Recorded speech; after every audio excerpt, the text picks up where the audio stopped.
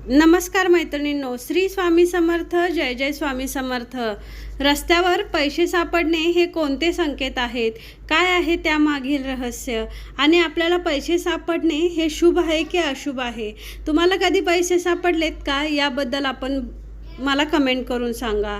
तर आपल्याला लहानपणी रस्त्यावर पैसे सापडले की किती आनंद व्हायचा, पण त्या पैशाला खूप मोल होतं. त्यावेळेस आपल्याला किती संपत्ती आहे माहिती नाही, पण त्यामुळे पैसे सापडल्यामुळे एक वेगळा आनंद, एक वेगळा भाव आपला निर्माण होतो. भले ती काही नाणी असू देत किंवा नोटा असू देत, एक वेगळाच आनंद होतो. पण पैसे सापडण्याला एक खूप मोठा अर्थ आहे. हा अर्थ अध्यात्माशी संबंधित आहे.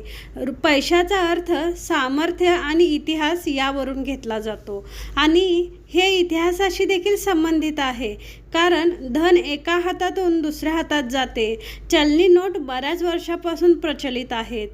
आपण आता थोड्या वेळात जाणून घेणार आहोत की कोणाला किंवा पैसे किंवा नाणी सापडली तर त्यामागे काय कारण आहे. पैसा हा शक्ती आणि मूल्याशी संबंधित असतो. एखाद्या व्यक्तीकडे जितकी संपत्ती जास्त तितकी ती व्यक्ती अधिक सामर्थ्यवान असते. पैसा हा असे एक मूल्य आहे की त्यामुळे त्यास कोणत्याही व्याख्येची आवश्यकता नाही.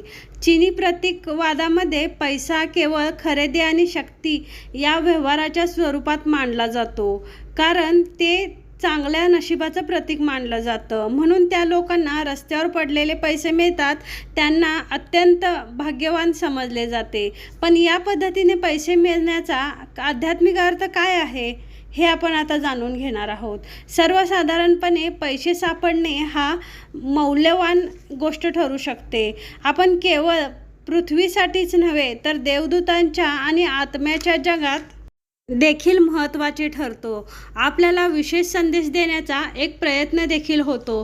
पण रस्त्यावर पैसे मिळाल्यास आपल्याला त्यामागचा संदेश समजला आहे का? अचानक कुठेतरी पैसे सापडण्याचा अर्थ असा आहे की देवदूत आणि आत्मे आपल्याला सांगण्याचा प्रयत्न करत आहेत की आपण खूप खास आणि मौल्यवान आहोत. हे आपल्यापासून दूर गेलेल्या प्रियजनांचे आपल्यावरील प्रेम देखील होऊ शकते. लोकांना बऱ्याचदा नाणी मिळतात. नाण्याचा वेगळा अर्थ असा आहे की अदृश्य शक्ती आणि त्यांचा संदेश पाठवण्यासाठी देव आपल्यासाठी नाणी निवडतात. याचे सोपे उत्तर म्हणजे नोटांपेक्षा नाणी अधिक टिकाऊ असतात आणि नाण्यांचा रंग आणि चमक सहजपणे आपल्याला खेचून घेऊ शकते.